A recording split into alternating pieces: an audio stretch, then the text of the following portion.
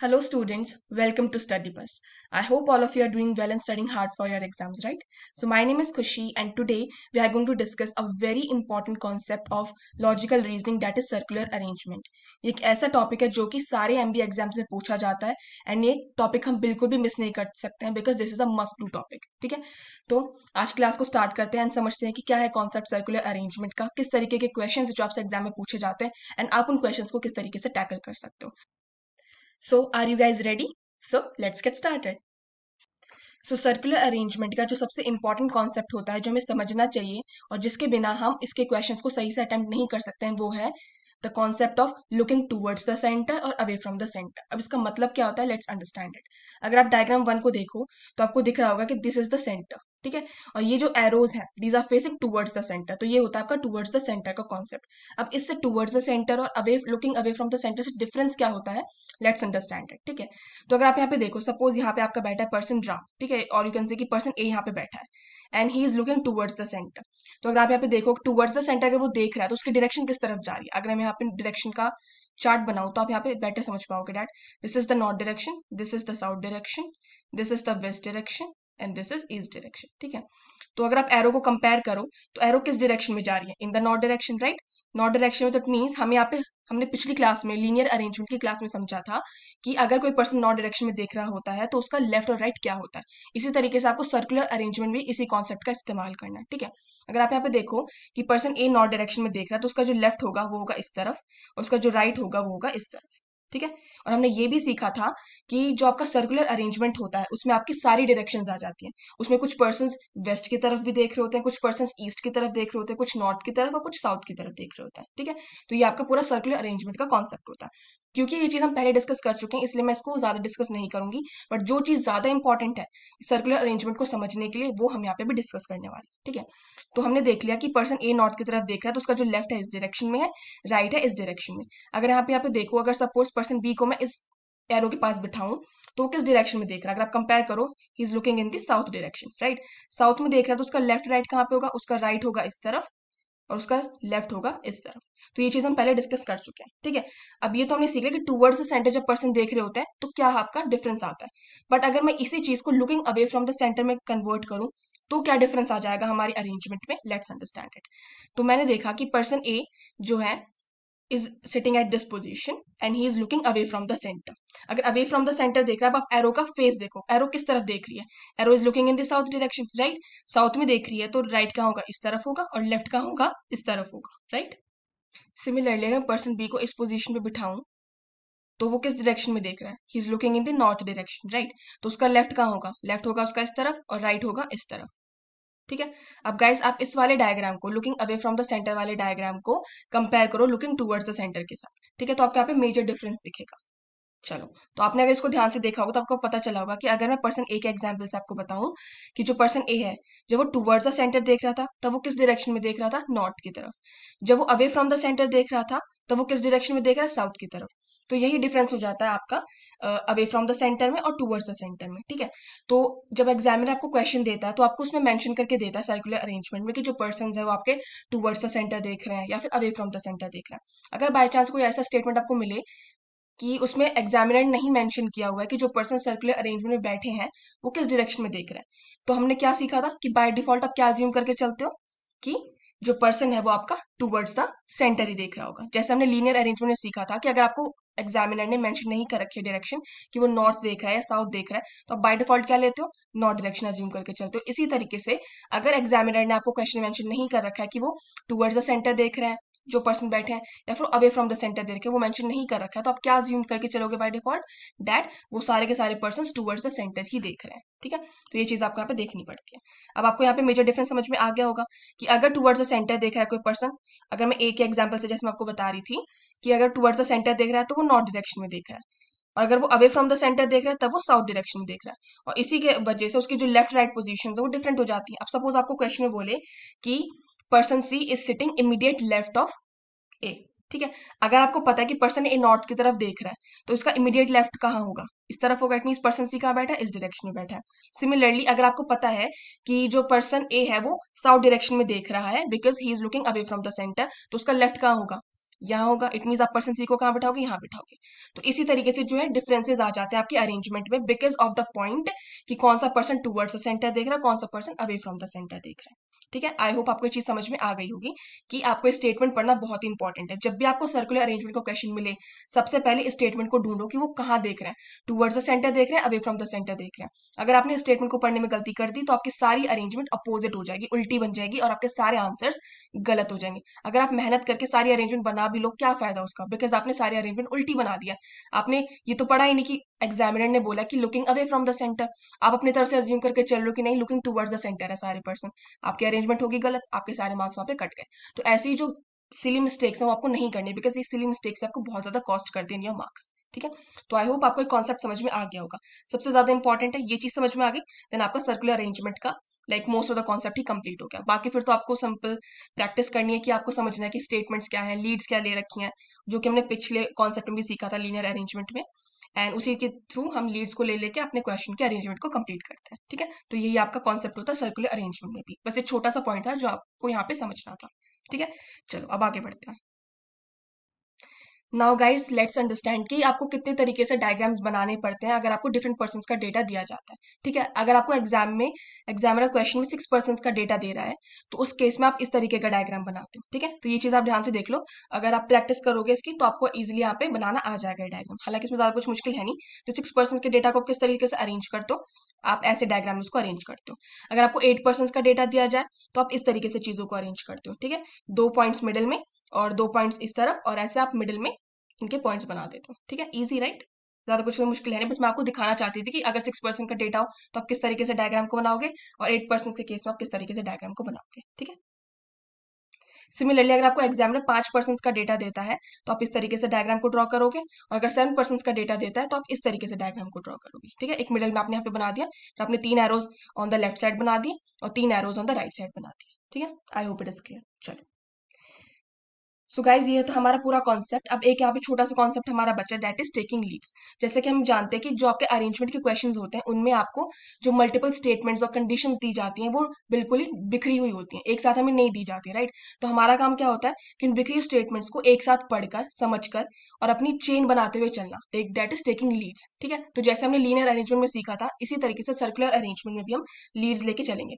हमें क्या करना है, किसी एक पर्सन की स्टेटमेंट को रीड करना है, उस पर्सन से रिलेटेड जितनी भी स्टेटमेंट्स हमें उस क्वेश्चन में दे रखे हैं उन सारी स्टेटमेंट्स को एक साथ क्लब करके देख रहा है कि हमारा क्या पॉसिबल अरेंजमेंट बन सकता है, और इसी तरीके से हम अपनी अरेंजमेंट को पूरा कंप्लीट करता है। ठीक है, अब गाइज ये जो टेकिंग द लीड्स अप्रोच है ये बिल्कुल ऐसे अप्रोच नहीं कि मैंने आपको बता दिया कि आपको सारी स्टेटमेंट्स को एक साथ क्लब करना है और फिर आपका अरेंजमेंट बन जाएगा, ऐसा नहीं होगा।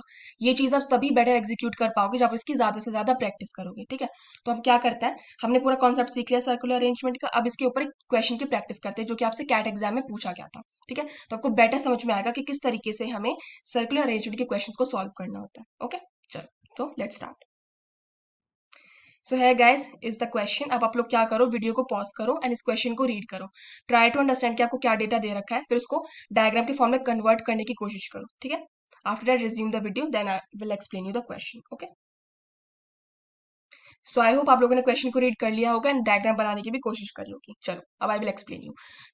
So 8 businessmen MNOPQRS and T are sitting around a circular table facing the center. ठीक है गाइस, अभी आपको यहाँ पे मिल गई आपकी मेजर स्टेटमेंट जिस तरीके से आपको डायग्राम यहाँ पे ड्रॉ करना है। तो 8 पर्सन का डायग्राम बनेगा और सारे के सारे कहाँ देख रहे हैं, सेंटर में देख रहे हैं। ठीक है, at equal distances but not necessarily in the same order. तो जरूरी नहीं कि जिस ऑर्डर में आपको इनके नाम दे रखे उसी ऑर्डर में ही बैठे हो, वो तुम्हें पता है, जनरल सी बात है। फिर they belong to different countries, तो डिफरेंट कंट्रीज को बिलोंग करता है, that is Canada, Spain, France, India, Jordan, China, Japan and Brazil.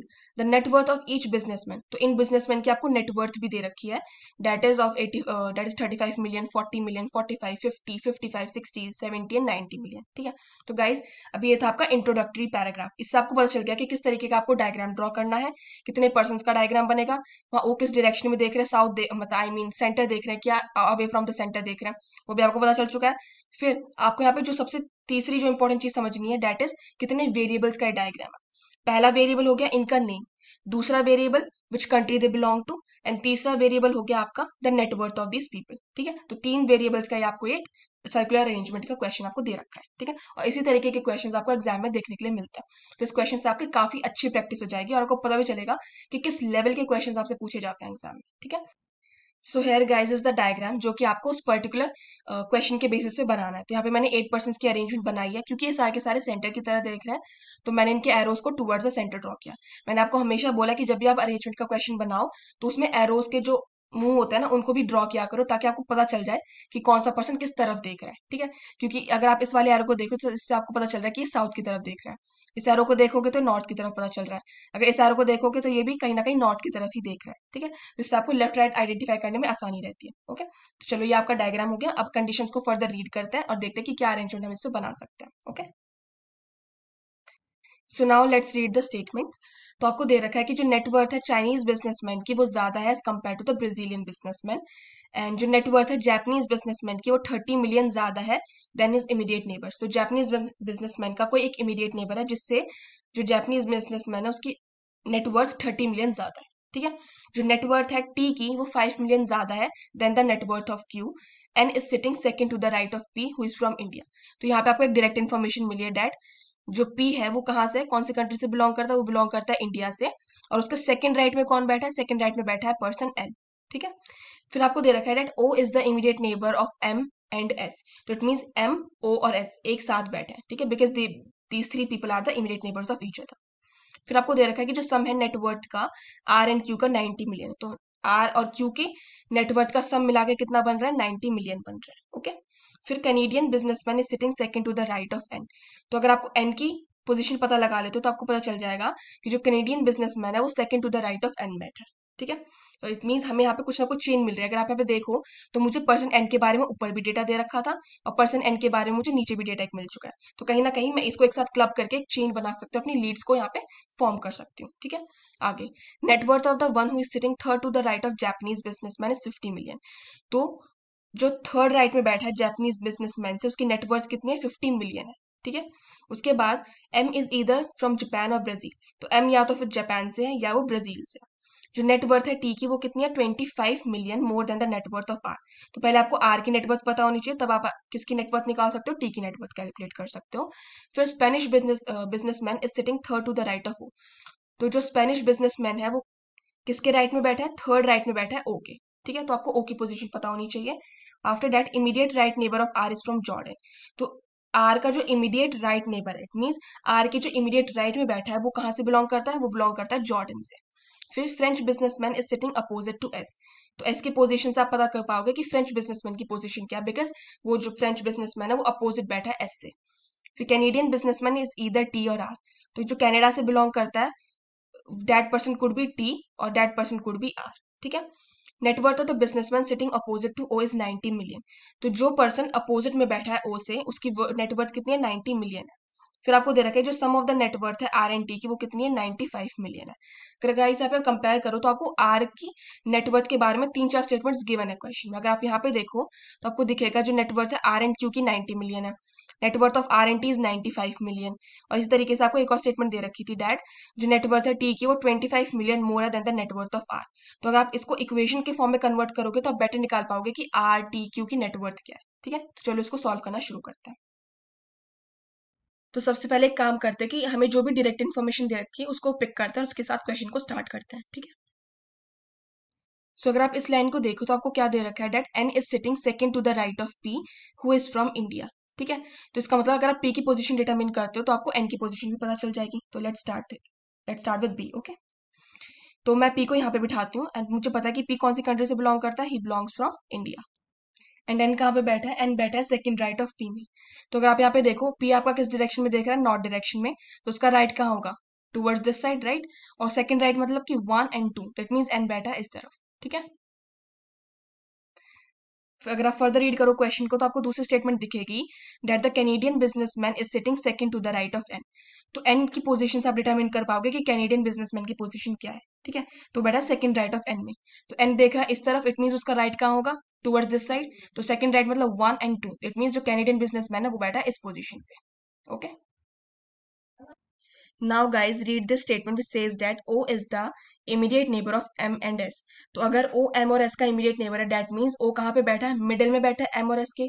अगर immediate neighbor तो it means ये तीनों एक साथ बैठे हैं. M O S will be the arrangement. ठीक है, M O S हो सकता है या फिर S O M हो सकता है. बट गाइस एक चीज आपको यहाँ पे ध्यान रखनी पड़ेगी डैट, कि अगर मुझे इन तीनों पर्सन को एक साथ बिठाना है तो मुझे अरेंजमेंट में कोई एक ऐसा प्लेस ढूंढना है जहाँ पे मेरे तीन एरोज एक साथ खाली हो. ठीक है, अगर वहाँ पे खाली नहीं होंगे इट मीन वहाँ पे अरेंजमेंट नहीं बना पाऊंगी, राइट.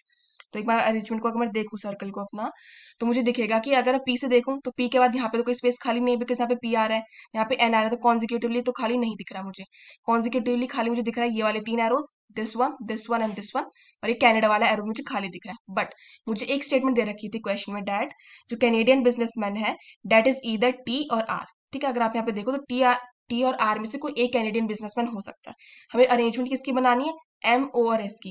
कैनेडियन बिजनेसमैन हो कौन सकता है, टी और आर. इट मीन्स कनाडा पे मैं एम को भी नहीं बिठा सकती, ओ को भी नहीं बिठा सकती और एस को भी नहीं बिठा सकती, राइट. तो इट मीन्स आपका जो एक स्पेस खाली बचा जहां पे आप तीनों को एक साथ बिठा सकते हो that will be these three arrows only. ठीक है, so this arrow and this arrow. तो ये तीन स्पेसेस पे आपको एम और एस को बिठाना है. अब गाइस आप एक चीज मुझे बताइए कि हमें पता चल गया कि ओ जो है वो मिडिल में बैठा है एम के, तो या तो आपका अरेंजमेंट क्या बन सकता है, एम ओ एस. ठीक है, या फिर आपका अरेंजमेंट बन सकता है एस ओ एम. ठीक है, अब ये कैसे डिसाइड करें कि क्या अरेंजमेंट होना चाहिए. ठीक है, ओ की पोजीशन तो डिटरमिन्ड है. ओ आपका यहाँ पे बैठेगा, ऑब्वियस सी बात है मिडिल में बैठेगा. यहाँ पे या तो एम हो सकता है, यहाँ पे या एस हो सकता है, और यहाँ पे भी या तो एस हो सकता है या फिर एम हो सकता है. ठीक है, अब गाइज यहाँ पे क्योंकि हमें पता नहीं चल रहा कि एम और एस की पोजीशन क्या होगी तो हमने दोनों को यहाँ पे ऑल्टरनेटिव ले लिया है. ठीक है, तो आगे जब हम फर्दर क्वेश्चन को रीड करेंगे तो हमें पता चल जाएगा कि एम और एस की डेफिनेट पोजीशन क्या है. ठीक है, चलो अब आगे रीड करते हैं क्वेश्चन को. अगर आप यहाँ पे देखो तो आपको दिखेगा एक स्टेटमेंट ओ से related that Spanish businessman is sitting third to the right of U. हमें ओ की पोजीशन पता चल चुकी है तो इट मीन हम स्पेनिश बिजनेसमैन की पोजीशन भी निकाल सकते हैं, राइट. तो वो कहाँ पे बैठा है, थर्ड राइट में बैठा है ओ के. तो अगर मैं देखूं ओ यहाँ पे बैठा है, ओ का थर्ड राइट कहाँ होगा, टूवर्ड्स दिस साइड, राइट. तो 1 2 and 3 it mean this side which person is sitting, the person who belongs from Spain. ठीक है, Spanish businessman. After that further read करें क्वेश्चन को तो हमें दिखेगा that the French businessman is sitting opposite to S. तो guys हमें S और एम की पोजीशन में कंफ्यूजन था. ठीक है, बट इस वाली स्टेटमेंट से हम आइडेंटिफाई कर सकते हैं कि एस की डेफिनेट पोजीशन क्या होगी. आपको बोल क्या रखा है कि फ्रेंच बिजनेसमैन जो है वो अपोजिट बैठा है एस से. तो अगर मैं यहाँ पे देखूं, मैंने अभी देखा कि यहाँ पे पर्सन जो स्पेन से बिलोंग करता है वो यहाँ पे बैठा है, और उसके अपोजिट में कौन है, एस या एम. बट स्टेटमेंट में आपको क्या बोला हुआ था कि जो पर्सन एस है वो अपोजिट में बैठा है उस पर्सन के जो कि फ्रांस से बिलोंग करता है. ठीक है, फ्रेंच बिजनेसमैन, राइट. तो यहाँ पे तो स्पेन है, इट मीन यहाँ पे एस तो आ ही नहीं सकता. तो डेट मीन्स हमें पता चल गया कि जो एम की पोजीशन वो है ये है, और जो एस की पोजीशन है दिस इज दिस पोजीशन. ठीक है, तो एस के अपोजिट में कौन बैठा है, the person who belongs to France. Okay, French businessman. So I hope guys आपको यहाँ तक चीजें समझ में आई होंगी. हमने क्या किया, हमने अब तक जितनी भी अरेंजमेंट बनाई है सारी हमने टेकिंग द लीड्स अप्रोच से ही बनाई है. सबसे हमने पहले क्या किया, पी की पोजीशन को फिक्स किया, उसके बाद हमने एन की पोजीशन निकाली, एन से फिर हमने कैनेडियन बिजनेसमैन की पोजीशन निकाली, फिर हमने थोड़ा सा अजम्पशन लेके एमओएस की पोजीशन को डिटरमाइन किया, और हमें स्पेन और फ्रेंच बिजनेसमैन की पोजीशन भी पता चल गई. ठीक है, इसी तरीके से आगे भी कंटिन्यू करते हैं लीड्स अप्रोच के साथ. ठीक है, now guys if you read the statement आपको दे रखा है कि जो नेटवर्थ है of the businessman sitting opposite to O is 90 million. It means जो अपोजिट में बैठा है पर्सन ओ के, उसकी जो नेटवर्थ क्या है वो है 90 मिलियन. ठीक है, तो हमें पता है कि ओ की पोजीशन क्या है, राइट. तो ओ की पोजीशन से हम डिटरमाइन कर सकते हैं उस पर्सन की नेटवर्थ जो कि अपोजिट टू ओ बैठा है. तो अपोजिट टू ओ कौन बैठा है, पर्सन एन. इट मींस इसकी नेटवर्थ क्या है, 90 मिलियन. ठीक है, so let's write it. After that अब गाइस आपको एक स्टेटमेंट दे रखी थी यहाँ पे डैड जो कैनेडियन बिजनेसमैन है ही इज ईदर टी और आर. तो मतलब कि टी और आर में से कोई एक पर्सन है जो कि कनाडा से बिलोंग करता है. और इसी से रिलेटेड आपको एक और स्टेटमेंट दे रखी है आर से related that immediate right neighbour of R is from Jordan. तो आर की जो पोजीशन होगी उसके इमीडिएट राइट में वो पर्सन होगा जो कि जॉर्डन से बिलोंग करता है. ठीक है, अब हमें नहीं पता कि कनाडा से कौन है, टी है या आर है, बट यहाँ पे हम अजम्पशन लेके अपनी चीजों को डिटरमिन कर सकते हैं. Let me show you. Okay, so अगर मैं यहाँ पे अज्यूम करूँ कि जो पर्सन आर है वो बिलोंग करता है कनाडा से. ठीक है, और उसके इमीडिएट राइट में कौन बैठा है, the person who belongs to Jordan. तो आर का इमीडिएट राइट कहाँ पे होगा, it means this side, it means M is the person who belongs to Jordan. But M से रिलेटेड आपको एक और स्टेटमेंट दे रखी थी डैट कि M is the person who belongs to either from Japan और ईदर फ्रॉम ब्राजील. ठीक है। तो एम या तो आपका जापान से बिलोंग करता है या वो ब्राजील से बिलोंग करता है। तो अगर एम में या तो जापान या ब्राजील आएगा तो एम में जॉर्डन तो नहीं आ सकता है, that means.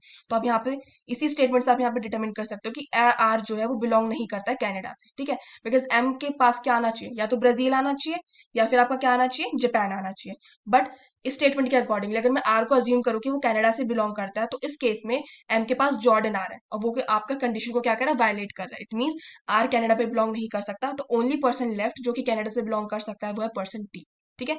It means person T will belong from. अब गाइस आप मुझे एक चीज बताओ कि हमने यहाँ पे मोस्ट ऑफ द पर्सन्स का डेटा फिल कर दिया, हमें पता चल गया कि टी की पोजीशन क्या है, एम की पोजीशन पता चल गई, ओ की, एस की, पी की। तो जो दो पोजीशंस खाली वो किसकी हैं, एक तो है स्पेन की और एक है फ्रेंच की, ठीक है। यहाँ पे अब तक हमने किसी भी पर्सन का नेम नहीं लिखा है, बाकी हमने सारी जगह पर्सन का नाम लिख दिया। इट मीन्स इनमें से किसी एक पोजीशन पे आर आएगा, ठीक है। बट हम कैसे डिटरमिन करें कि आर कहाँ पे आएगा, आर स्पेन पे आएगा या फिर फ्रेंच पे आएगा, वो हम डिटरमिन कर सकते हैं with the help of the statement जो कि बोला हुआ था कि आर के इमीडिएट राइट में वो पर्सन बैठा है कि जो कि जॉर्डन से बिलोंग करता है। अगर मैं आर को फ्रेंच की पोजीशन पे रखती हूँ तो उसका इमीडिएट राइट किस तरफ बनेगा, दिस साइड। और यहाँ पे कौन बैठा है उसके इमीडिएट राइट में, Canada, the person belongs to Canada is T. तो यहाँ पे जॉर्डन तो नहीं आ सकता, इट मीन्स आर जो है फ्रेंच से बिलोंग नहीं करता है। तो only position left for R is Spain. It means R कहाँ से बिलोंग करता है, आर बिलोंग करता है कंट्री स्पेन से, और उसका जो इमीडिएट राइट है वो है पर्सन एन, और ये बिलोंग करता है कहाँ से, जॉर्डन से, ठीक है। Now let's read the question further और देखते हैं मैं और क्या अरेंजमेंट के बारे में बताया हुआ है, ठीक है।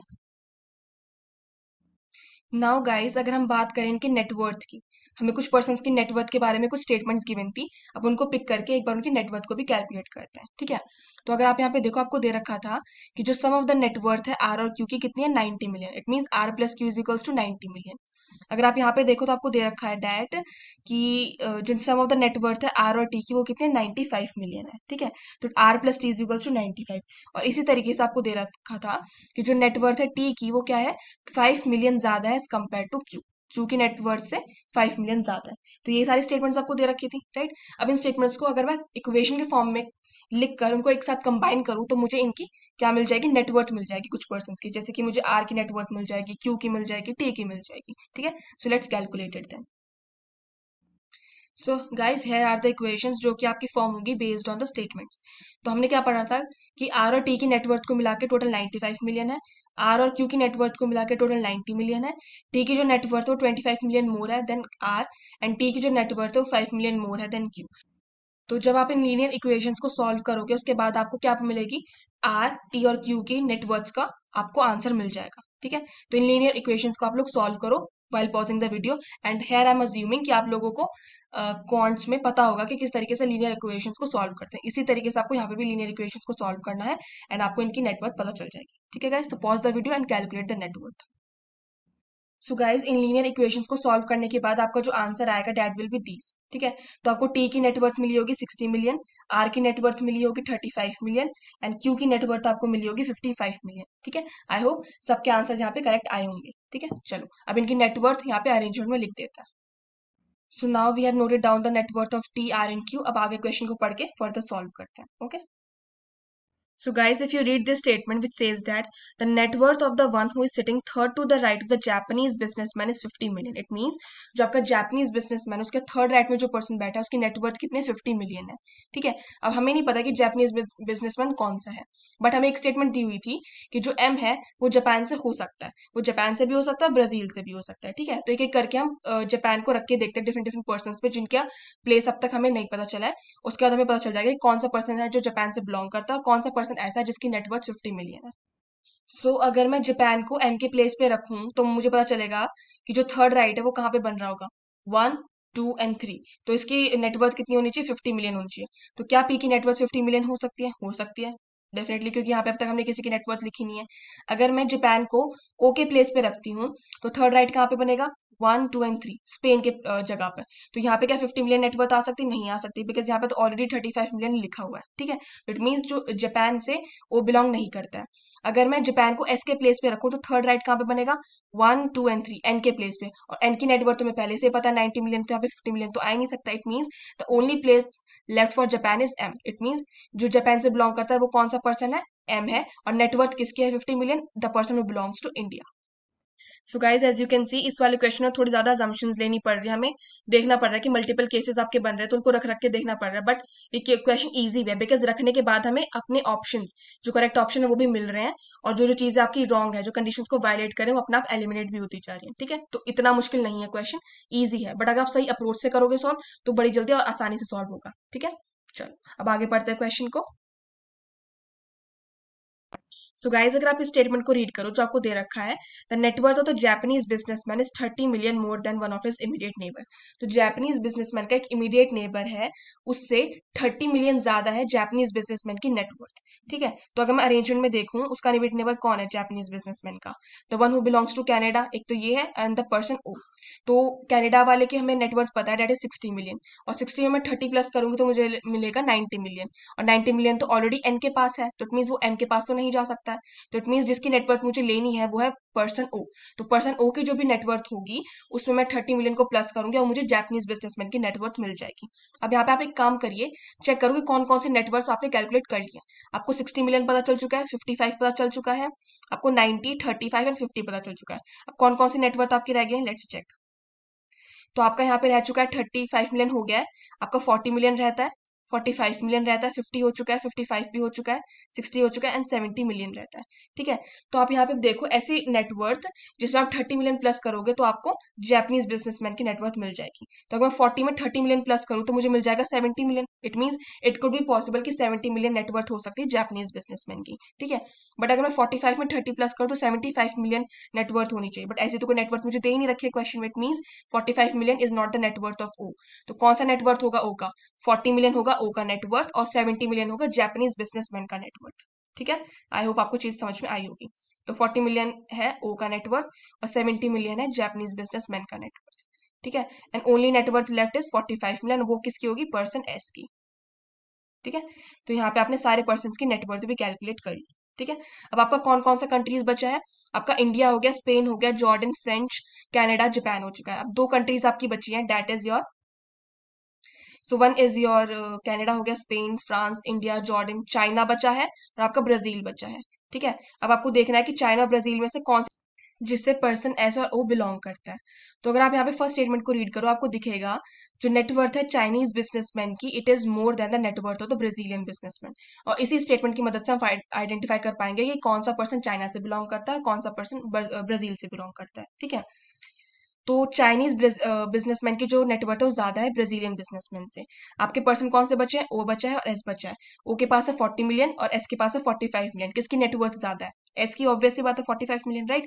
It mean S is the person जो कि चाइना से बिलोंग करता है, and O is the person जो कि आपका ब्राजील से बिलोंग करता है। ठीक है, सो guys hair your complete arrangement is done. आपने पता कर लिया कि किस पर्सन की क्या पोजीशन है, वो किस कंट्री से बिलोंग करता है और उनकी नेटवर्थ क्या है। ठीक है, तो ये आपका पूरा क्वेश्चन हो चुका है यहाँ पे डन। अब इसके बेसिस पे जो क्वेश्चंस आपसे पूछे गए थे एग्जाम में उनको आंसर करते हैं। So guys here are the questions. आप लोग क्या करो, वीडियो को पॉज करो एंड इन क्वेश्चंस को रीड करो एंड इनको सॉल्व करने की कोशिश करो। ठीक है, after that resume the video, then I will show you the solutions.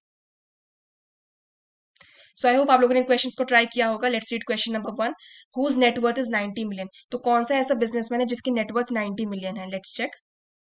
तो 90 मिलियन नेटवर्थ है किसकी, एन की, and he belongs to Jordan.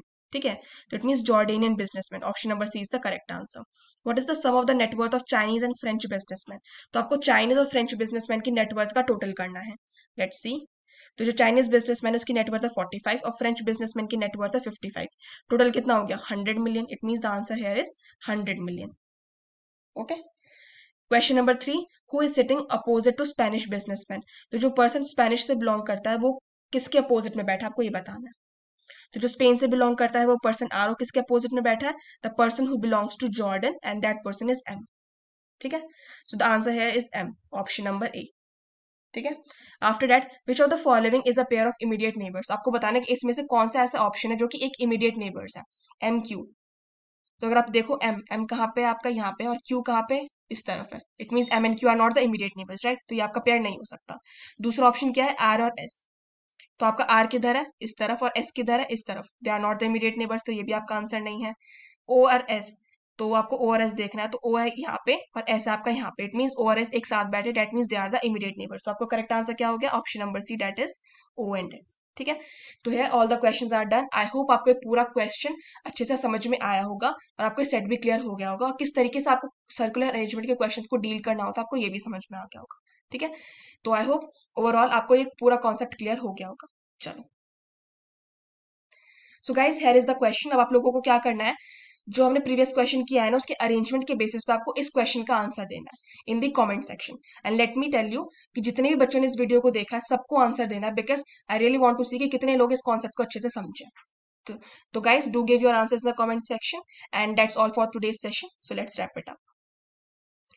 So thank you so much guys for watching the video. I hope आपको आज की class में मजा आया होगा एंड आपको कुछ क्लैरिटी मिली होगी on the concept of circular arrangement. अगर आपको कुछ भी क्वेरी आती है then you can contact us through WhatsApp, you can mail us on mystudybuzz@gmail.com, you can follow us on Instagram, our official handle is @studybuzzeducation for all the MBA updates, and you can also visit our website, that is www.studybuzz.co.in. So thank you guys, keep working hard and keep doing your best. Bye.